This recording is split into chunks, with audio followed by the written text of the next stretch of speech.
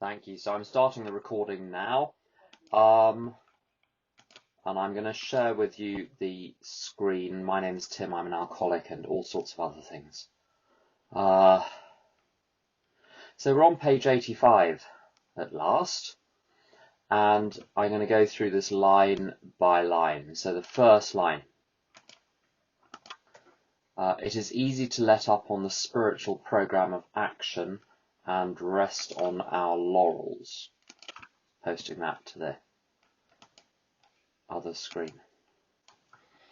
One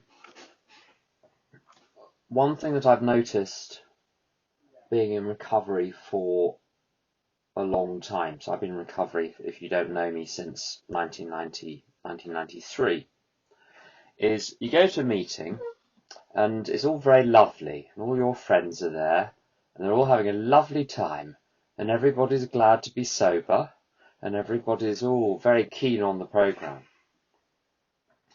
And then you turn the clock forward 20 years and you discover only a fraction of the people who were there 20 years ago are there 20 years hence.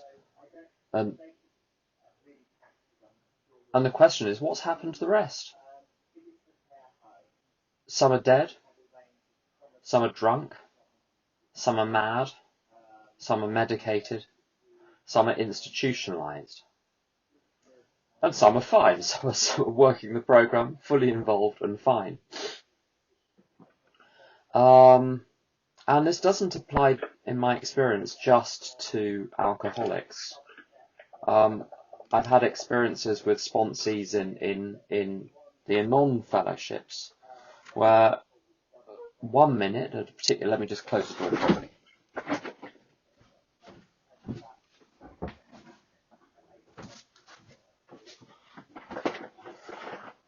Sorry, there's someone literally running the country in the other room.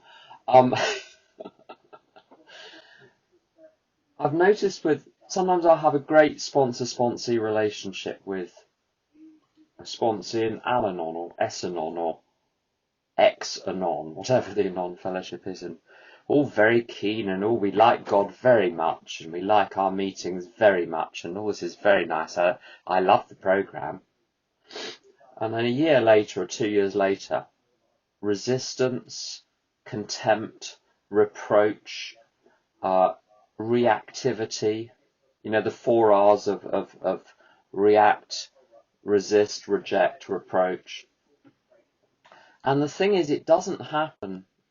It doesn't happen instantly. It's a gradual process. There's an AA speaker called Bob D, who says that people leave AA one judgment at a time. And this is my experience, that I can brick myself up in a little tower of my own construction, where I'm stuck on my own and everybody else is stupid. So there's no point in listening to other people because they're stupid. And only I'm the only one that knows anything. And I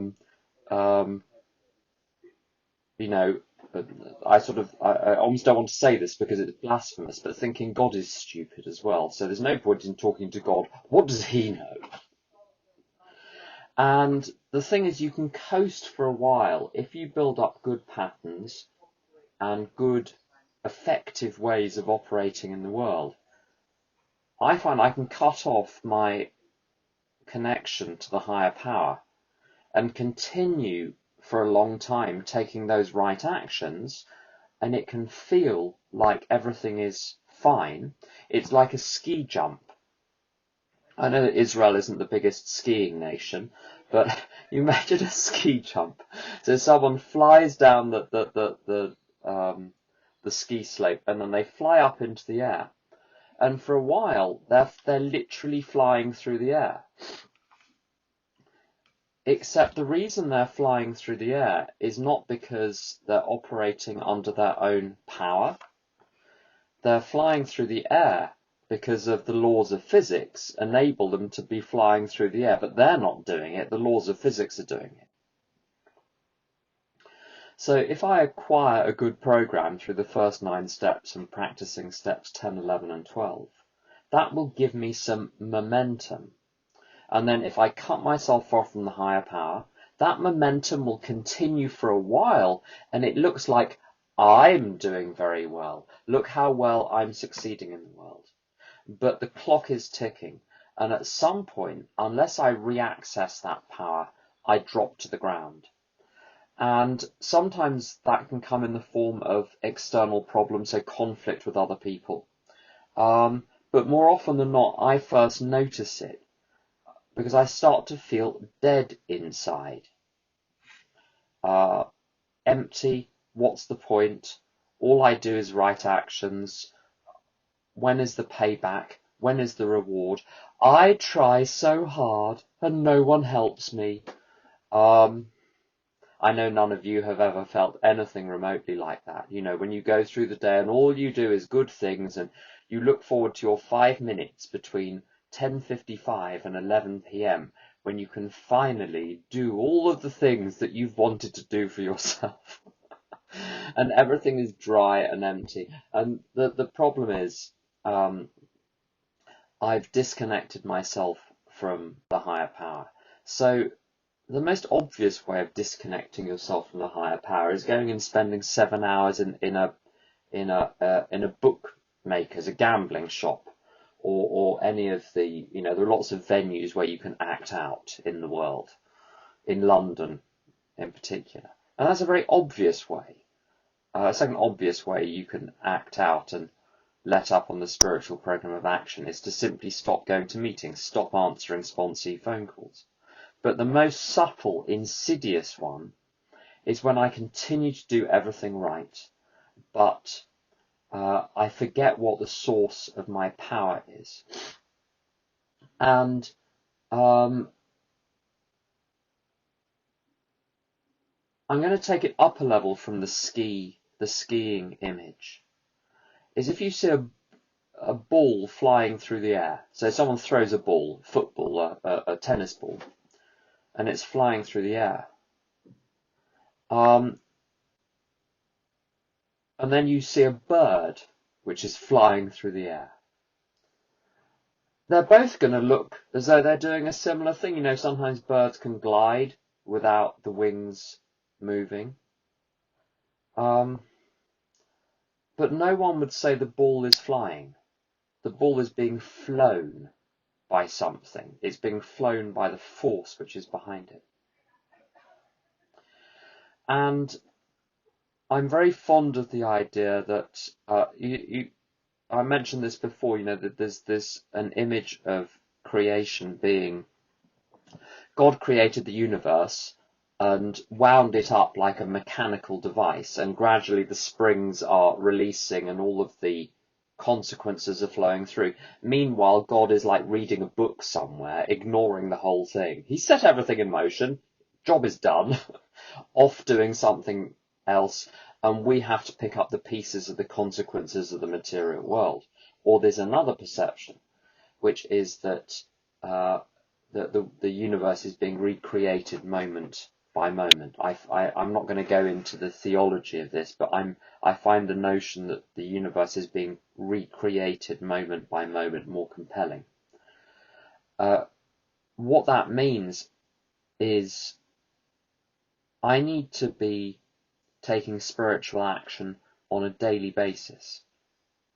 And the difference between me when I was new in AA and me now, or me several years ago and me now, is that today I take the action whether I think I need to or not. In the same way that you floss your teeth at night, you don't just floss the teeth that hurt, you floss all of your teeth. Why? Because you know that eventually there's going to be a problem if you don't. And so I've been graced with enough sense to realise that I've got to be doing step 11 on a daily basis. I've got to be checking in with God all through the day.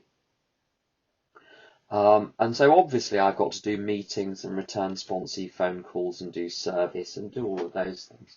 But the power behind it comes from the higher power. And if I'm not reconnecting, first of all, it goes dead, and then it goes wrong. And the reason why it's important, I believe, not to let it start to go wrong at all. If you imagine a company, which is, I've only just thought of this metaphor, so it may fail, but we'll give it a go. Imagine a company with a board of directors, and let's say there are 11 directors. It's got to be, I think it's got to be an odd number, or let's say 10. Let's say 10. There are 10 directors, and all of them are good. All of them have the company's interests at heart. And when they vote, it's a majority vote. So what are we going to do today? All 10 are in contact with the higher power. You make good decisions. You have a strong constructive plan for the day. Now, what does letting up on the spiritual program of action mean? It means one of the directors stops praying and starts listening to darker forces within. Now, the fact is, from a practical point of view, it's still fine, because 9 of the directors are good and 1 is bad. So whenever there's a vote, the vote is still every single time in favour of what is good and right. So because everything is going well, another of the directors thinks, well, I don't need to be doing my step 11. Everything is fine. We're all good. Look, director number 1 stopped doing his step 11, but things are still going well. Everything is fine. And so it continues one by one. Each of the directors stops doing the step 11. And at some point, the balance changes and it flips. And the majority is now in favour of, now it's 6-4. So 6 are listening to dark forces. 4 are listening to good forces. Now, it's only once those decisions are made. So a new decision comes along. Shall we go to the meeting, or shall we go and put £1,000 on the horses today? And the vote goes 6-4 in favour of the horses and the gambling over going to the meeting. Now, this gets everybody's attention, but unfortunately the balance of power has now changed, and the 4 remaining directors, they have no agency, they have no power over the other 6. And so this is the problem with letting up on one's spiritual program of action. By the time the good bit of you has noticed there's a problem, the reason it's noticed there's a problem is because bad decisions are being made and the majority is already listening to the dark forces. It's now too late. And you see this again and again and again with relapse with alcohol, and you see this again and again and again with relapse into old behaviours. And unfortunately, therefore, the only way to stop this, you don't wait until the 5th or the 6th director out of the 10 is starting to listen to the dark forces. You've got to stop the first one. Even though it has no, you're living you're having a good life, you're living a good day. Why do I need to do my step 11 today? Everything is going well. It's to stop the slippery slope. That's what it's there for. So what I've got to be doing my step 11 and be practicing step 10 throughout the day, regardless of my perception of the need for it. Even if I'm feeling good, even if I'm totally clear what to do today and how to do it. Does anyone have any questions on those ideas or anything they'd like to share? Just feel free to come in and share.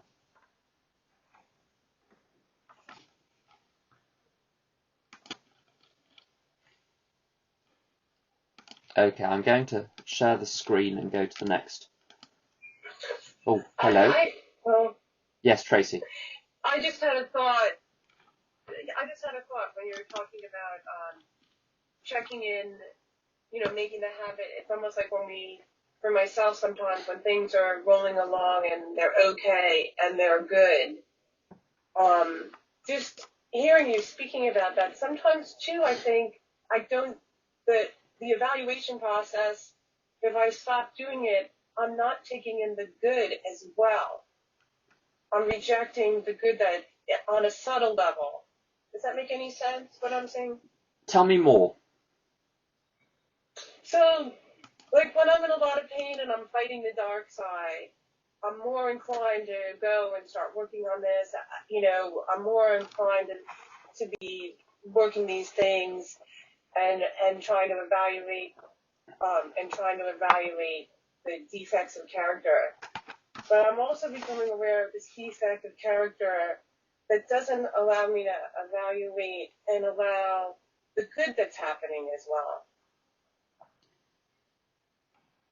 You know, so by not doing these inventories at the time of when things are kind of floating along going okay, and I'm not making the conscious effort to evaluate also maybe perhaps the gifts that are coming at that time.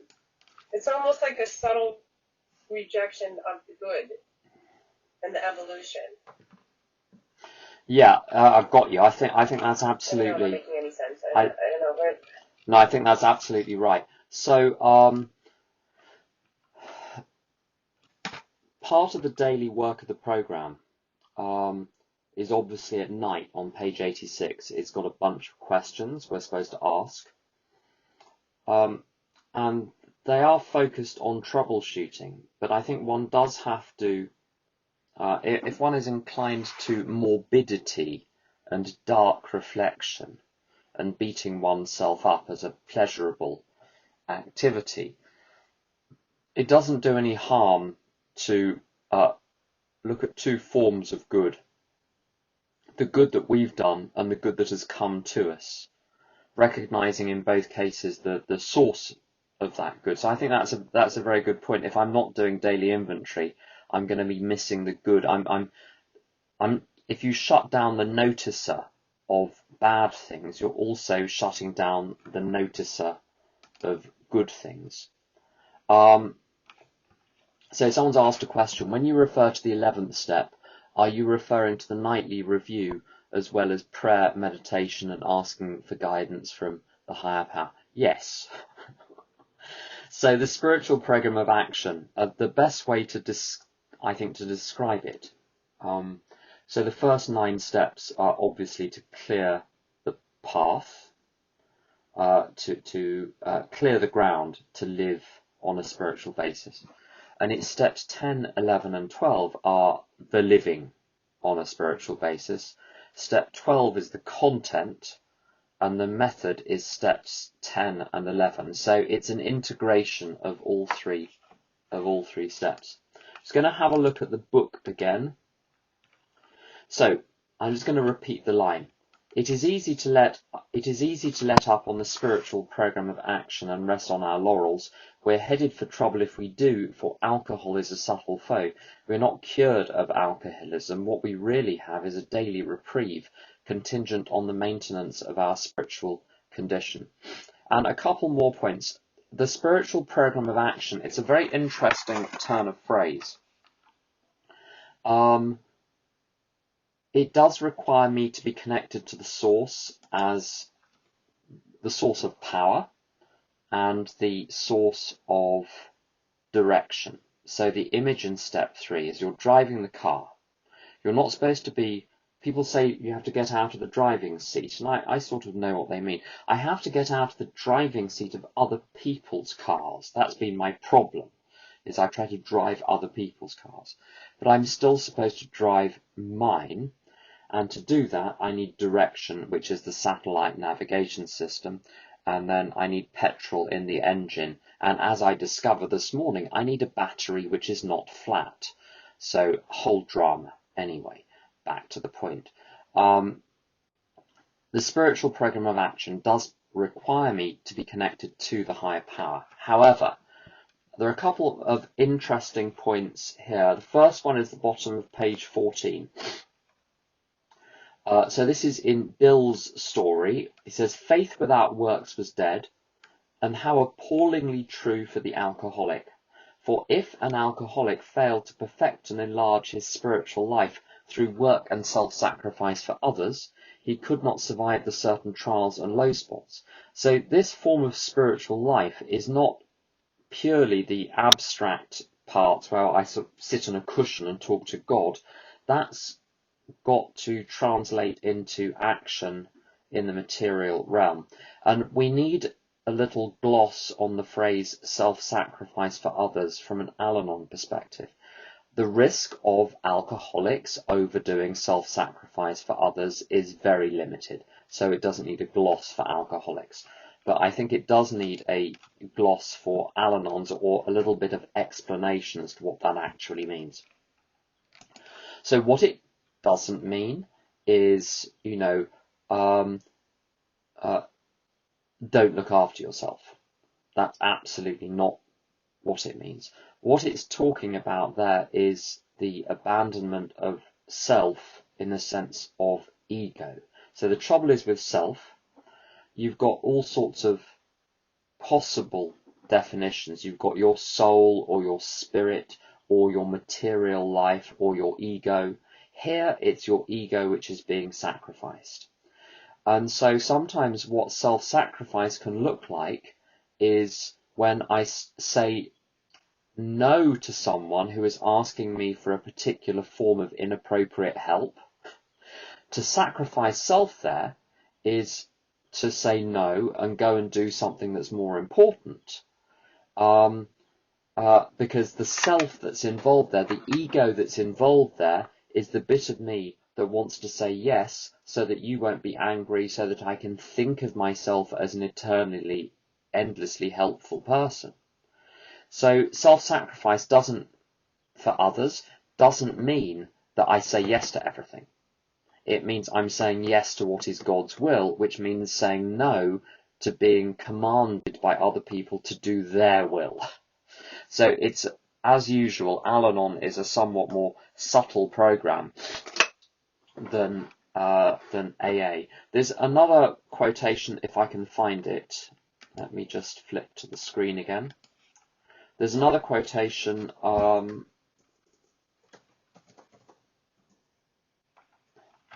yes, so from page, where is it? 156. So this is the little bit of the big book where they're discussing the history of how AA started. And by this point, there are 2 members of AA, count them, 2.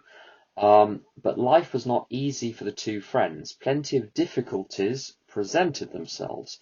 Both saw that they must keep spiritually active. Now, if you stopped at that point and asked someone in 2020 what being spiritually active meant, you'd probably get some combination of prayer or meditation, or crystals, or angel cards, or spiritual healing, or going to church, or going to shul, or whatever. Very few people would say, oh, keeping spiritually active, yes, you need to go down to the local hospital, ask if there are any alcoholics there that need help. That would not be on many people's list of, so that's how you keep spiritually active. Now, the equivalent today, we have systems for putting AA in touch with people who are in hospital suffering from alcoholism. So we've got to say, well, what would that mean today? It means active engagement in program actions.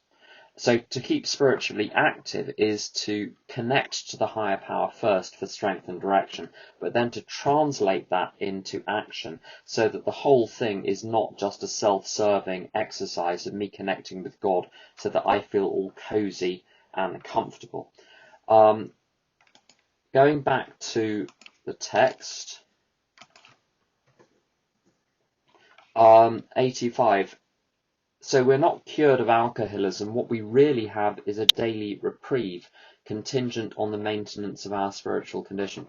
And a couple of points about that. It means that when character defects are removed, I got this recently from someone, I thought it was a wonderful way of explaining it. If you're driving along and there is an obstruction in the road and it is removed to the side of the road. So it's not gone, it's not zapped, it's not disappeared, it's just no longer in the way. And it's the same with all of my character defects. I'm just as capable today of being haughty and dismissive and bad-tempered and all of those other things that I'm so good at. And when the defects are removed, it doesn't mean that they're not there. It just means they're not in the way, which is very different. So that I'm never cured of character defects. I've simply been shown a way to live which avoids their act on a good day, avoids their activation. The second thing is this idea of being given a daily reprieve. And the idea of having to rely on God daily is not exactly a new one. So if you're looking at the desert and the manna appearing on a daily basis, it's exactly the same idea. And I only get given knowledge of God's will for me in the form of the actions that I'm supposed to take today, not in terms of the ultimate outcomes that I should be achieving in my life or achieving on behalf of the higher power. And this means that I need to be this is why I need to be in constant contact with God. In a Christian prayer, there's a phrase, "Give us this day our daily bread." It doesn't say, as a friend of mine says, it doesn't say, "Give me a contract for bread forever." Now, of course, that's what I want. I want a guarantee forever. We don't get that. We get a daily, we get daily knowledge of God's will. So I thought, someone said, I thought the higher power lifts and removes character defects. Well, exactly. But there's if we look at the wording on 76. So let's read from the top. If we can answer to our satisfaction, that's questions about the first 5 steps. Then we look at step 6. We've emphasized willingness as being indispensable. Are we now ready to let God remove from us all the things which we have admitted are objectionable? Can he now take them all, every one? If we still cling to something we will not let go, we ask God to help us be willing. When ready, we say something like this: "My Creator, I am now willing that you should have all of me, good and bad. I pray that you now remove from me every single defect of character which stands," now this is the important line, "which stands in the way of my usefulness to you and my fellows. Grant me strength as I go out from here to do your bidding." Now, there are different perceptions and understandings of this, and different perceptions and understandings of fine, so I'm just going to give you mine. It talks about removing, first of all, only those defects of character which stand in the way of my usefulness to you and my fellows. That means if I have a defect which is merely embarrassing, it won't necessarily be removed. And when I think of, I'll take ill temper as a good example, because I'm historically a very ill-tempered person. I'm very impatient. I have a short fuse, and it's not useful. So if I'm having a conversation with something, that conversation is an interaction which extends in time, rather like a road extending in space. Now, if I get ill-tempered, if I start to shout and get cross and get difficult, the conversation cannot proceed properly. It cannot achieve its purpose. Rather like if there is an obstacle in the road, the car cannot reach its destination. So in that case, the removal of the character defect of ill temper or impatience is the removal of its obstruction to the conversation. Now that might come in the form of me being internally calm. It might come in the form of me being externally calm, waiting for my insides to catch up. But the capacity for ill temper is still there. The temptation to be ill-tempered and to be impatient, that temptation is still there. I mean, I have conversations with people daily where there are minor notes of annoyance within me, where I have to go to God and say, right, let me behave well here. At worst, let me behave well. At best, let me view the situation, the person, with kindness and compassion. So it would be lovely to say that my capacity for acting badly or thinking badly has been removed entirely. Maybe it is for some people, but it's not for me. The program is all about what I do with those temptations to act out. And a few years ago, many years ago now, when I went through the steps with my sponsor, I got to step 6 and 7, and I think my sponsor was a little bored with me at that point, so he got me to go and talk to a lady in Texas called Hope, who talked about step 6 and 7. And she said, in step 6 and 7, you will be offered the opportunity to redo all of the bad things you have ever done. And your job, when presented with the temptation, is to say to the higher power, say to God, show me a different way, and then walk down a different path. And so that's what the removal of the character defects is about. It's to some extent, some fundamental change has taken place in my attitude to the world and so on. That's absolutely true. But I have to say, I woke up this morning, and amongst the first 100 thoughts, there were probably 30 or 40 which concerned how everybody else in the world is getting it wrong, and how well I'm observing how everybody else is getting it wrong. I got sent some stuff, some messages about things going on, in various countries. Let's not name names. And immediately I go into, it's all still there. It's all still available. The question is, what do I do with it? Now, the good and bad thing, that's a good question. Again, it's not explained in the book. Because it's not explained, it's necessarily open to interpretation. Anything which is open to interpretation can have multiple interpretations which may conflict with each other. So I'm going to give you how I understand the good and bad. There are a couple of examples of how that's the case. So firstly, what I'm giving to God is my entire day. So God, use me how you want to use me, do with me as you will. If you have an employer, the whole of your body has got to be at the workplace. If you're working at a workplace, you can't just have part of you there. I've only got one body. So all of me has to go where I'm being asked to go.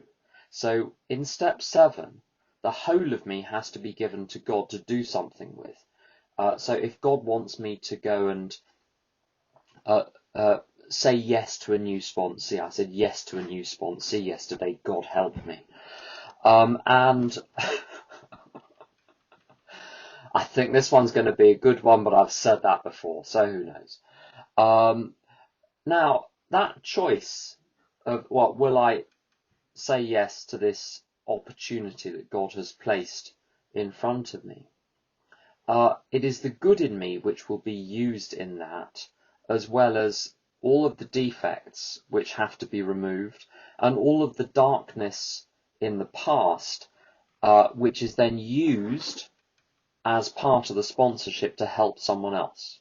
I've known people in AA who don't have very dark pasts and don't have very dark insides. Their souls are just not, people who are naturally cheerful and content and, without a mean bone in their body. And they're very nice, but they're useless as sponsors, because when someone comes to them with a tormented soul, they have zero clue what to do with them. So it's that part of step 7 it's the removal of the defect. Part of step 7 in giving the whole thing to God is to have those defects transformed into something else, into something useful. And I don't know if any of you know anything about double entry bookkeeping, but in double entry bookkeeping, if you have an expense, it is a debit in the accounts. So if you spend money on something, it's an expense and it's a debit. But if you take that thing that you've bought and use it within the business to create new income, to create revenue, to produce products, whatever, it remains a debit, but it's reclassified as an asset in the balance sheet as opposed to an expense in the profit and loss account. So the money that goes out of the firm can do one of two things. Either the money is gone and it's gone forever, and it's had a temporary benefit in producing revenue on a particular occasion, or it's used to produce revenue again and again and again and again and again. For instance, if the money is spent to produce a machine which produces products, the same expense gets reused again and again and again. And that's what happens to the darkness or the bad. It goes from being an expense, which just hits you, to being an asset, which is used by God in order to achieve God's will more effectively. And I'm just going to go to page 124, where there is a specific passage on this. Here we go. Henry Ford once made a wise remark to the effect that experience is the thing of supreme value in life. That is true only if one is willing to turn the past to good account. We grow by our willingness to face and rectify errors and convert them into assets. The alcoholic's past thus becomes the principal asset of the family, and frequently it is almost the only one. So when I did my first step 5 in 1994, I asked my sponsor, because I'd heard people talking about character assets as well as character defects. And I heard my sponsor, I asked my sponsor, so this was at the end of the step 5. I said, do I have any character assets? I thought, here we go, this will be good. I can note these down and then I can sit and feel very comfortable with how wonderful my assets are. And he said, just one. And I said, okay, what's the one? He said, a willingness to change. So, that was the great asset. One thing I heard as well, which I think is very interesting, is that angels, in as far as one believes in angels, but angels, by their nature, do good. They don't have any choice about it. They're built to do good. So they do good. And, presumably if God created angels to do good, God is pretty pleased that they're doing good. People have the capacity to do bad, to distance themselves from God, to repent, and to come back. And now they're doing good again. And from the point of view of God, what's of more satisfaction? The angels which are doing good because you built them to do good? Or the people who are doing good and did bad, chose to do bad through their own free will, but have chosen a second time to come back and do good? It's like the difference between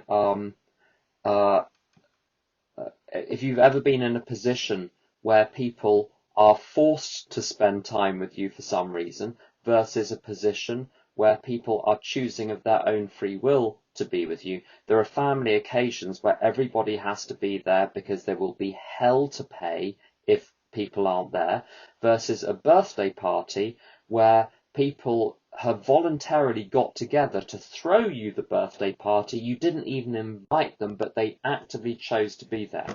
One of those is considerably more flattering than the other. It's considerably more gratifying to be chosen by people rather than have them be there because they have to be there. And so and this is another way in which the bad is transformed. It's the basis for repentance, and repentance is the thing, when I return to my higher power, that I think is the thing which is of supreme value to the higher power. But I'm going slightly off, I'm veering into theology here, which I shouldn't really do too much. Let's have a look at the next passage of the big book before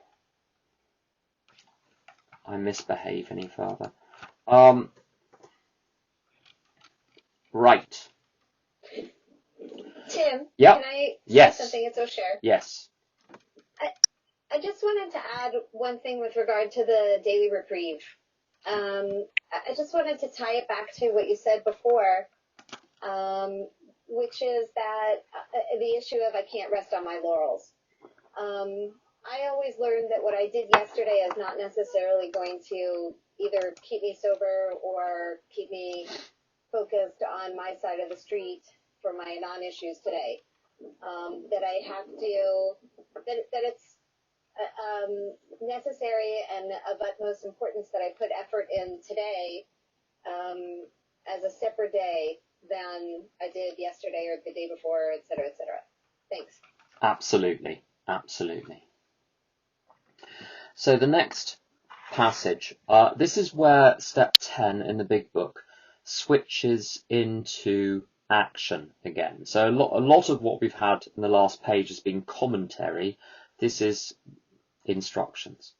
Every day is a day when we must carry the vision of God's will into all of our activities. Then there is a prayer. How can I best serve thee? Thy will, not mine, be done. These are thoughts which must go with us constantly.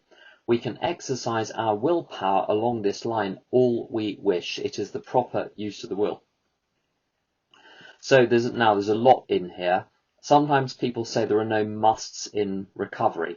Now, there's no must to be a member of a 12-step fellowship as long as one complies with the basic membership requirement. Beyond that, it's Liberty Hall. You can sit there with your arms crossed, not working the program as long as you like, and no one will kick you out. They might look at you sideways, but they won't kick you out.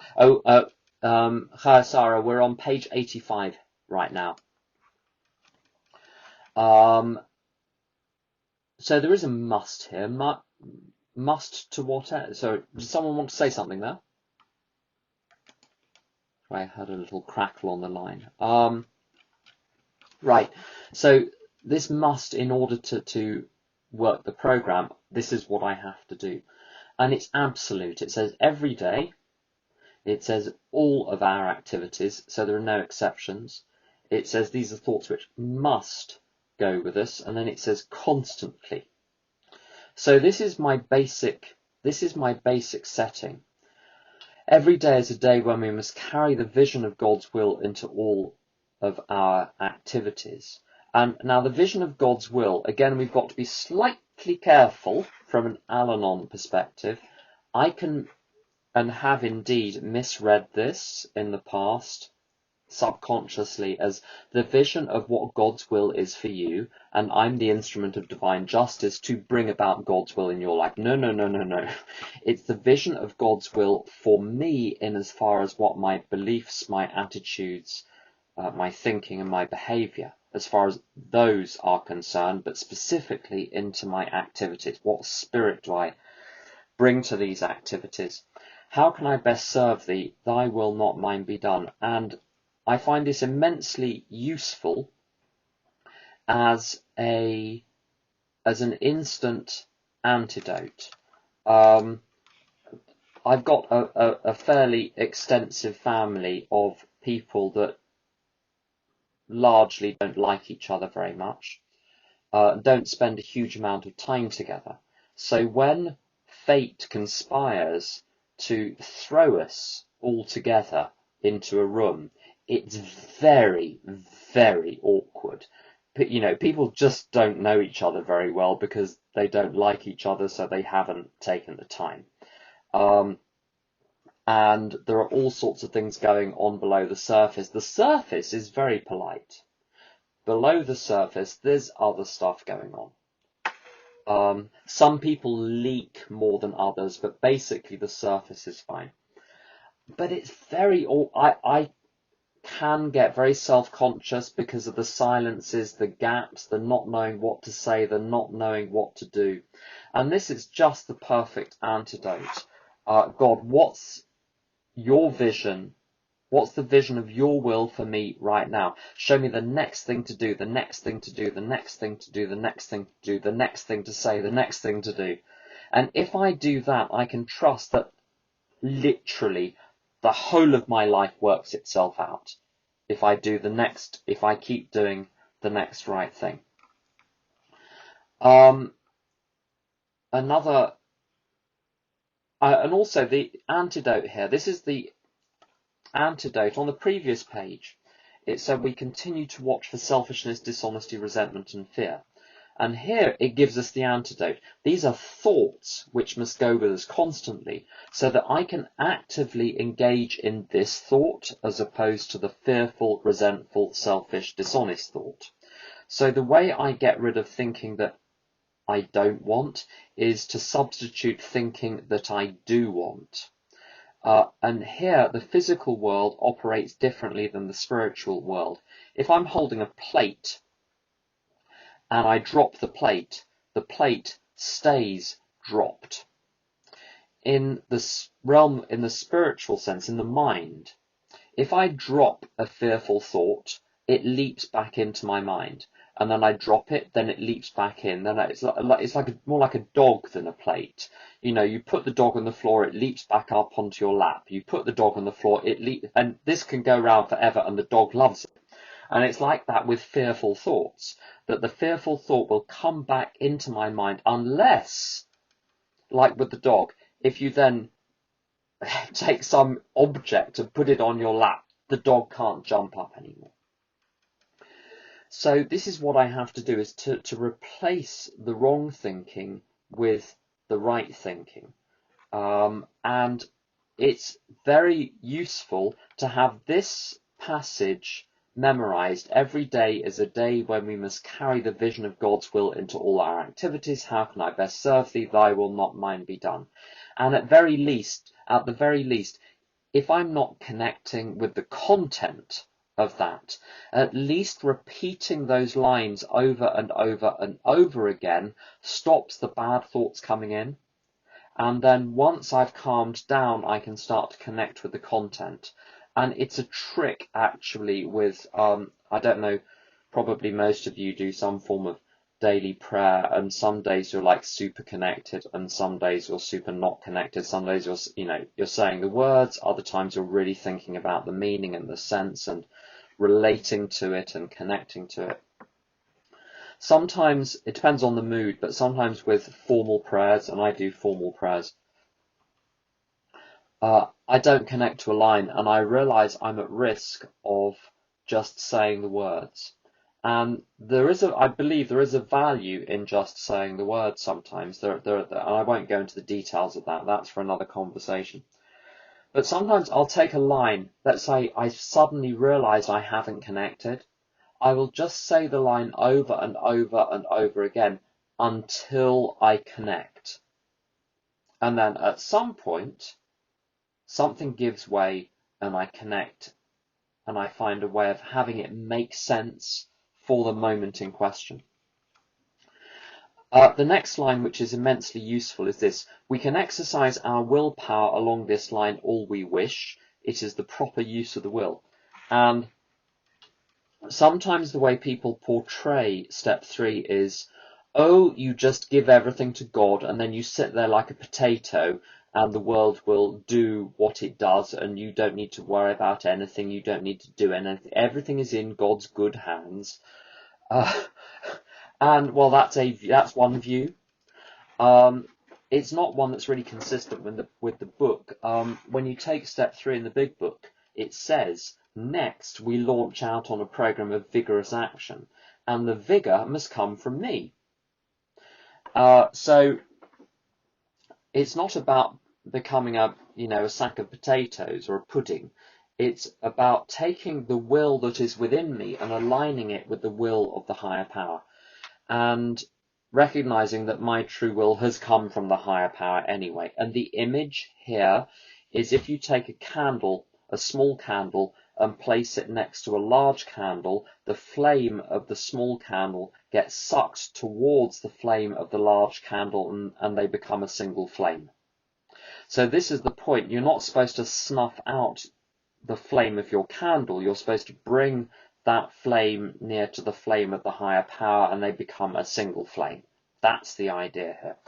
And this requires a lot of work. It requires a lot of willpower, frankly, to do the right thing. It requires a lot of willpower to develop mental discipline about how I use my mind. It requires a lot of discipline to maintain certain beliefs despite so-called evidence. I say so-called evidence because my ability to appreciate evidence in the world is very limited. I'm wonderful at taking a single fact and drawing a conclusion about the whole world based on this one fact, and go off in these squawking rages for half an hour in my mind. And I'm almost entirely ignorant of the topic in question. In fact, the less I know, the more certain I am that I'm right. And I won't even realise that this is happening. Okay, so-called evidence. So it requires willpower to continue believing that God is good and everything is in God's hands. And that's an act of the will. Belief is an act of the will. Belief is not simply a function of what I think I'm perceiving. Belief is an act of the will. And those are the 3 levers I can pull, are belief, thought, and action. On the thought front, it's worth repeating. Someone says very helpfully, you are not responsible for what you think of, you are responsible for what you think about. So the thought that comes into your mind is not your fault. What you do with the thought, that's your responsibility. So willpower is required on all 3 of these levels. It requires willpower also to withstand the pain of doing the right thing, whether the right thing is the continued work with others, or fulfilling one's obligations, or keeping one's mouth shut, or making amends, or paying back the money, or whatever it is that we're doing. It requires courage to get through that pain. And I remember someone in the Algarve in Portugal many years ago, who is an old Flemish military bandsman who lived there, who was 25 years sober, and now he expressed what I'm about to say in a rather more crude way, but his proposition was this: recovery is not for cowards. You've got to be tough to get through it. Now, the good news is that toughness can be acquired from God. If you need toughness, ask for it. It's not as though God has a short supply. So if you need it, you can be given it, but you have to ask for it. But the courage and the willpower are definitely, in my experience, required. Any questions or comments before, because I think we've finished that paragraph.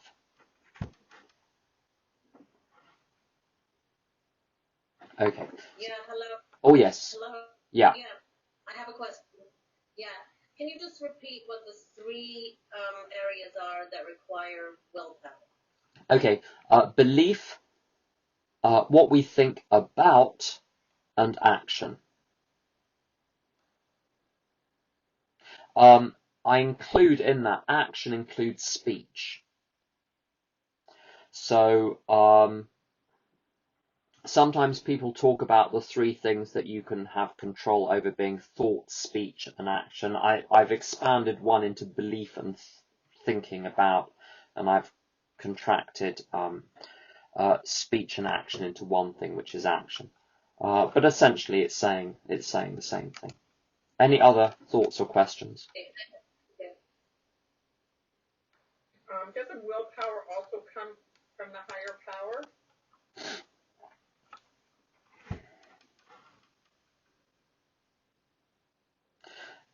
Yes, that's a. Hello? Yes, I was just thinking about the answer. I was just thinking about the answer to that. So the question is, doesn't willpower come from the higher power? It's a theological question, that one. My personal belief, yes, but my will is given to me to exercise, and the freedom, it's my freedom to choose how to exercise that. So C.S. Lewis talks about a father giving his daughter sixpence, and she can either go to the sweet shop and buy some sweets, or she can go and buy a present and bring it back to him. And it will be a foolish father indeed who believes that he is sixpence up on the deal for having offered her this opportunity.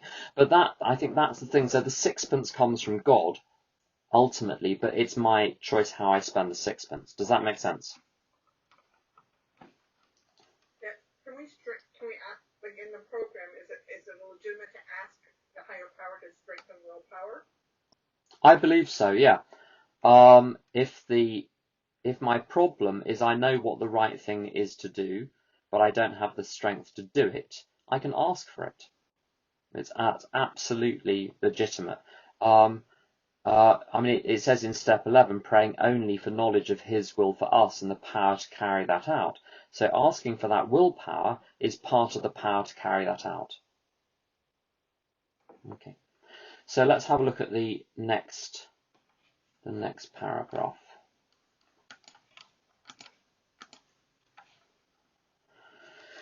Much has already been said about receiving strength, inspiration, and direction from Him who has all knowledge and power.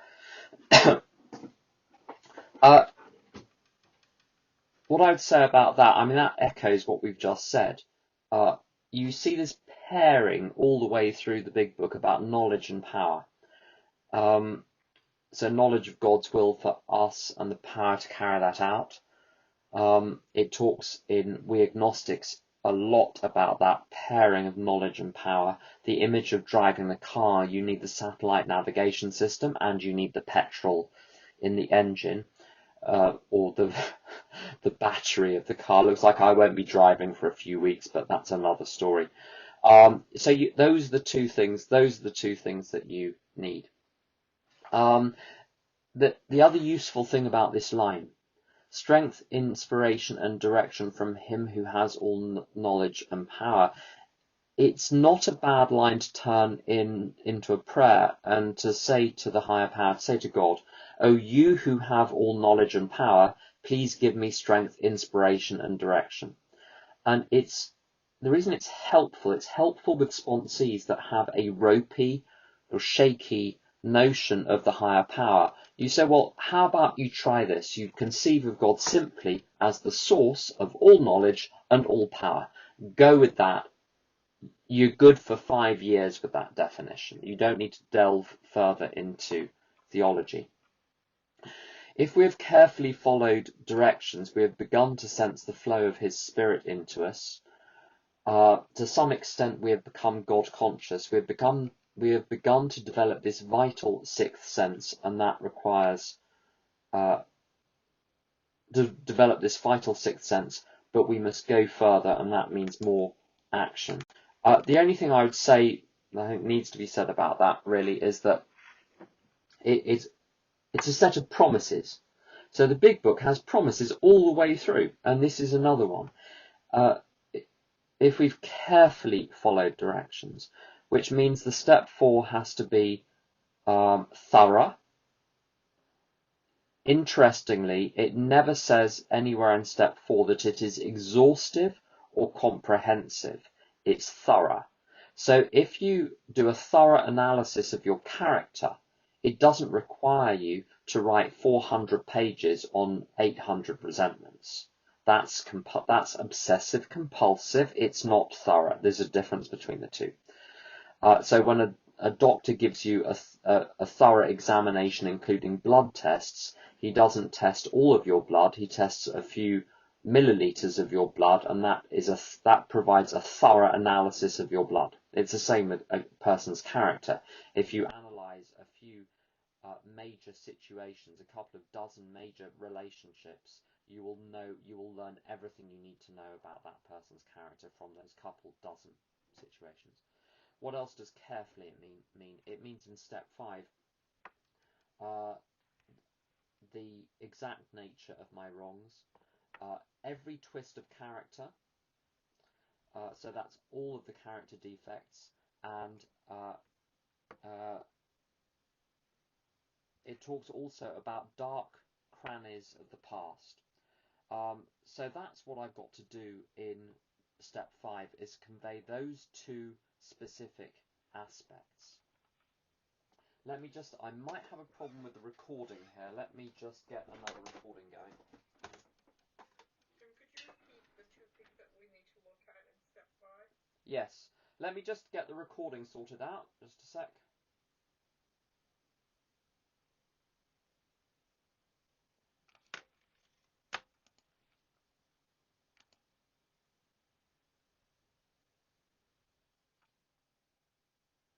Right, so I'm now recording on 2 devices just in case.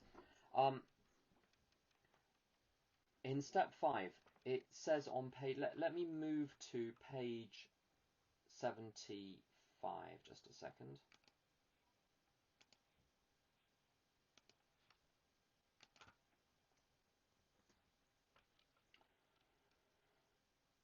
So it should be appearing on the screen. We pocket our pride and go to it, illuminating every twist of character, every dark cranny of the past. And that's really the extent of the instructions for step 5. So twists of character, that's the character defects. Every dark cranny of the past, that's the bad things that we've done, or maybe that have been done to us, but in any case, the secrets. And there is a finite, limited list of both. If we move back to 85, it says, if we have carefully followed directions, we have begun to sense the flow of his spirit into us. So it's this carefully business. In 8 and 9, it's going to say earlier, let's just go back a page, or back 2 pages to page 83. If we're painstaking about this phase of our development, we will be amazed before we are halfway through. So I have to be painstaking with my step 8 and 9, which means I need to make amends to everyone. The only exceptions are 2 exceptions. Number 1, where to do so would create some kind of new harm to them or to others, or sometimes you simply can't find someone. But otherwise there are very, very few exceptions, and page 77 is useful on this. So what does being careful about steps 8 and 9 mean? If we look at the bottom of page 77, just waiting for the screen to catch up.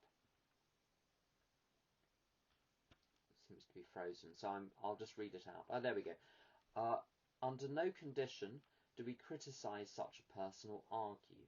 Simply we tell him that we will never get over our drinking until we have done our utmost to straighten out the past.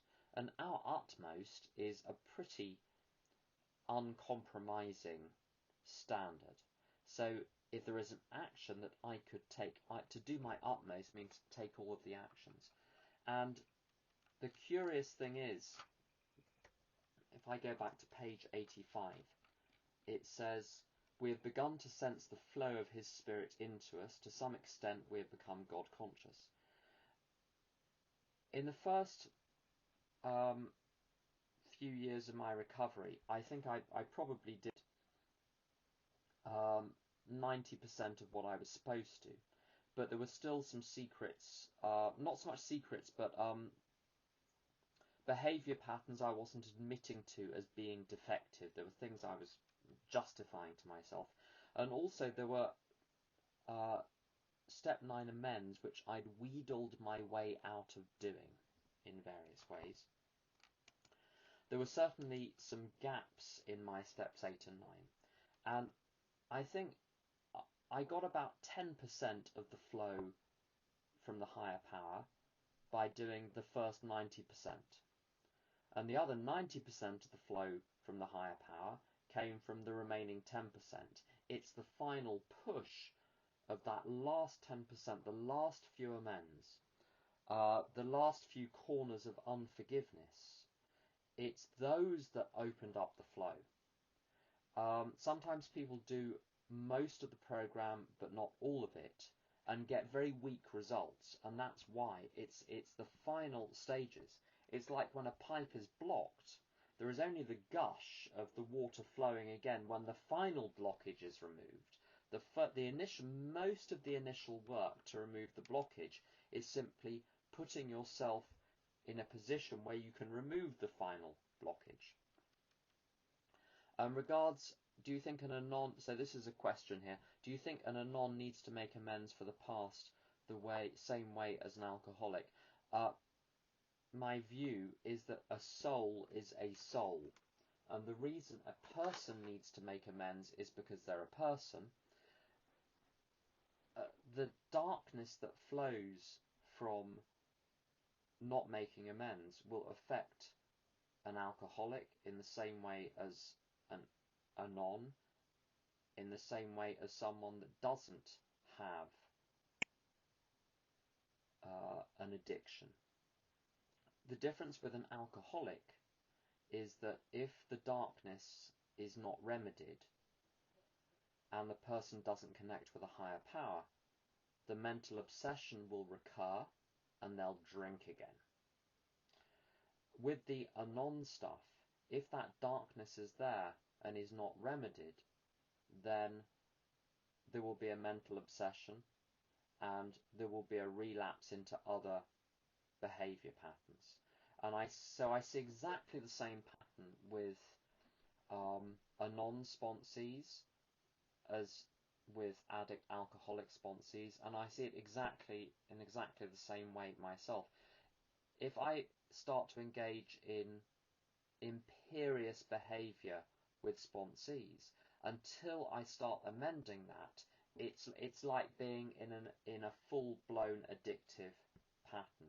I've got to clear everything out because it's only the connection with the higher power that enables me not to engage in the unhealthy pattern, whether it's an Anon pattern or whether it's a substance addiction. Because the point about needing a higher power is that the Anon patterns of you can call it codependency, whatever you want to call it, are hardwired so deep.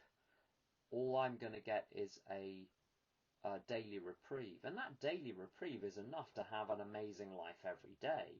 But the original wiring is still there at some level. So the connection with the higher power needs to be there, which means that I believe that the amends process is required in exactly the same way for the Anons as it is for the alcoholics. I'm running out of time here a little bit. Does anyone have any final questions?